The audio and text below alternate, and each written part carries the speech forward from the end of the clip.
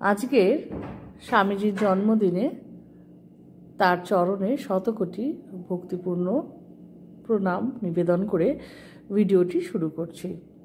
স্বামী পূর্ণাত্মানন্দজি মহারাজ বলছেন, স্বামীজি আমেরিকায় প্যাসাডেনার শেক্সপিয়ার ক্লাবে 1900 সালে 3রা ফেব্রুয়ারি বললেন, দেওয়াল বা গরু কখনো মিথ্যে কথা বলে না, কিন্তু দেওয়াল বা গরু চিরকাল দেওয়াল বা গরুই থেকে যায়।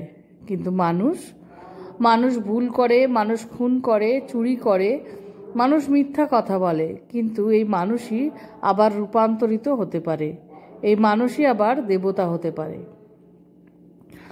মহারাজ আরও বলছেন, রামকৃষ্ণ বিবেকানন্দ বলেছেন, পাপ আবার কি? পাপ বলে কিছু নেই।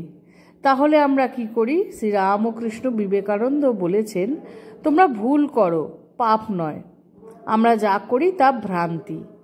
কেউ যদি সেই ভ্রান্তিটা দেখিয়ে দেয়, ভুলটা শুধরে দেয়, তাহলে মানুষ আবার নতুন পথে নতুন উদ্যমে এগিয়ে যেতে পারে। ভুল এবং ভ্রান্তি তো মানুষেরই ধর্ম।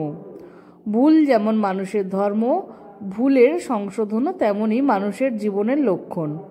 স্খলন অথবা পতন যেমন মানুষের জীবনে আসে, তেমনই আসে উত্থান ও উত্তরণ, পতন ও পুনরুত্থান।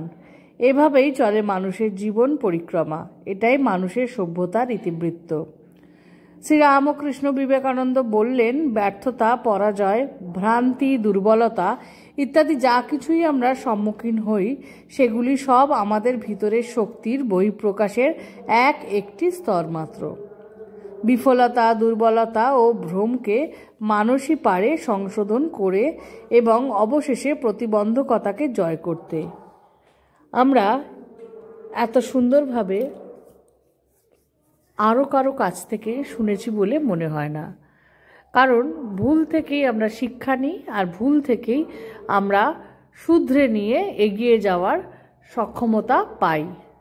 ছোট্ট ভিডিওটা আশা করি ভালো লেগেছে। ভালো লাগলে সঙ্গে থাকো। ওং জ্যোতিরাজায় বিবেকানন্দ সুরয়ে সচ্চিত সুখস্বরূপায় স্বামিনে তাপহারিণী।